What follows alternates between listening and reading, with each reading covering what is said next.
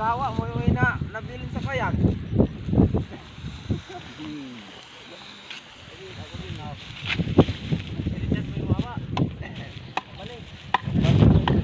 So ito na nga po mga kabebe yung sinasabi ko na kung saan yung area na may makakain yung itik na medyo malapit ay itatabi po talaga natin yung kulungan po ng mga alagang itik natin. Ito po yung paraan po natin mga kabebe. Ito yung mahirap po para sa atin kasi nga po ay lipat-lipat nga po tayo ng kulungan. Yung nangyari po mga kabebe, pag di po natin ilipat itong kulungan natin, lalong-lalo na po at wala po tayong area na paglalagyan, is napakalaking problema po talaga pag ganitong free range or igagala mo lang po talaga itong mga alagang itik mo po. So nakikita nyo naman po yan mga kabebe, ito po. Ito po ay iba din po ang nagmamay-ari na itik na yan mga kabebe. At dito nga sa sitwasyon namin mga kabebe is napakahirap po talaga kasi nakikita nyo naman yan oh.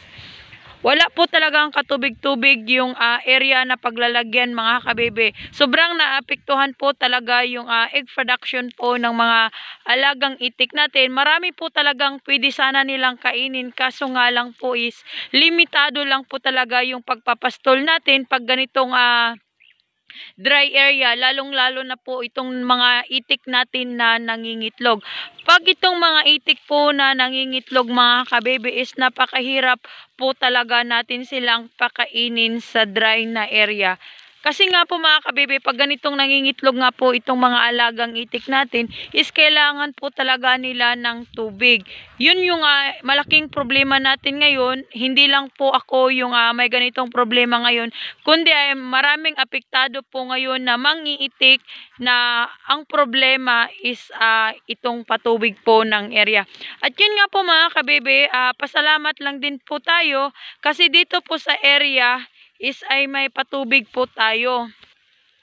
Na kahit papaano po ay napapaligo po natin dyan sila sa kanal. At least okay na po din yun mga kabebe. Yun lang po yung importante na may maliliguan kahit papaano itong mga alagang itik natin. Pag ganito po mga kabebe, tas yung area mo is kulang po yung area na paglalagyan mo, tas may kanal kang ganyan, is pwede mo talaga silang pakainin po ng 50% na organic na pagkain at 50% din po na pa-feeds or kahit ano po mga kabebe. Kung alam mong mag-formulate po ng feeds ay mas malaking tipid po yun para sa atin dito sa mundo ng duck farming. Kasi nga po, dito nga po sa mundo ng duck farming ay hindi po talaga tayo gumagamit ng kung ano-ano kundi ay diskarte lang po talaga mga kabebe.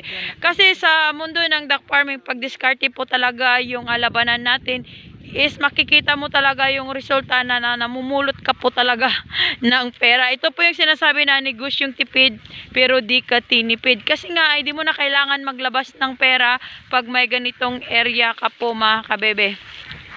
At yun nga po, isang may share ko lang din po sa inyo na pag ganitong mag-aalaga po talaga tayo ng mga itik mga kabebe, is lalong-lalo na po at pastol po yung paraan natin. Tapos nasanay na po silang kumain ng feeds, is yung mga alagang itik natin is yung nagiging sensitibo na sa pagkain nila. Yung halos hindi na po sila kakain ng palay. Yun po yung disadvantage pag ganitong ipapastol po natin itong mga alagang itik natin.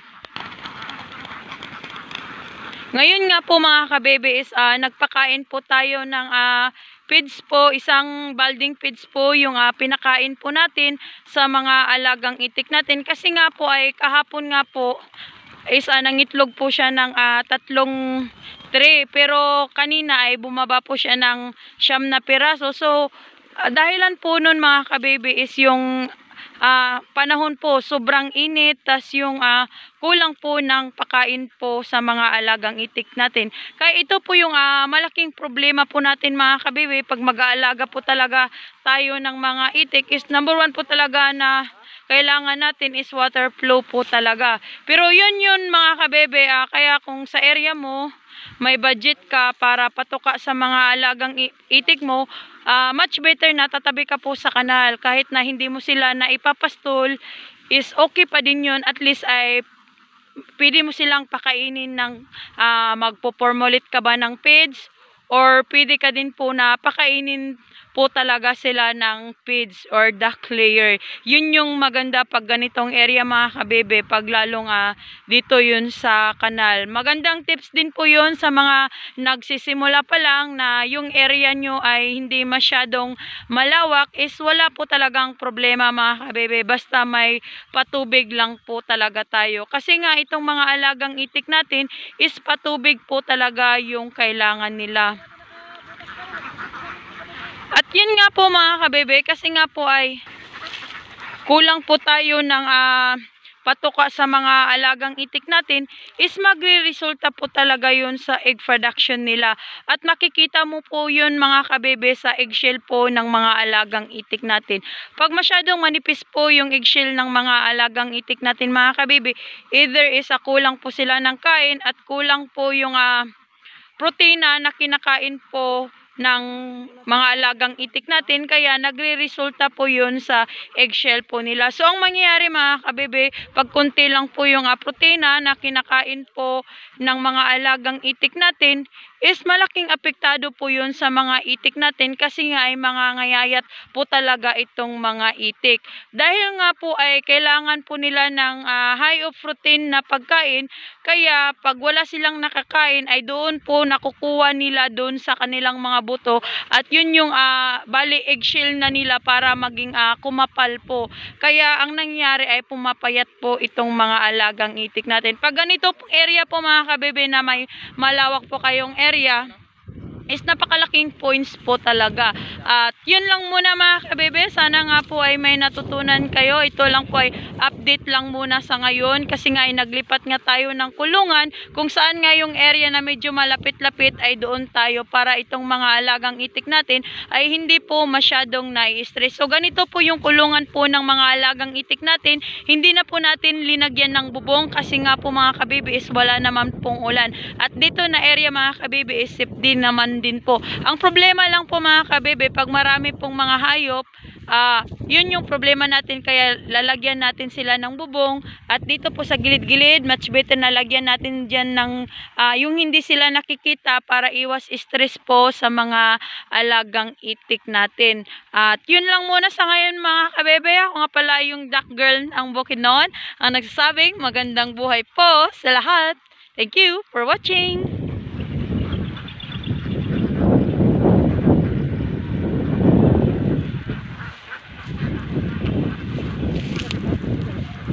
Basit gani nung. Basit dito nung na. O nalapad lang ati kulungan da. Lapad yun. Ha?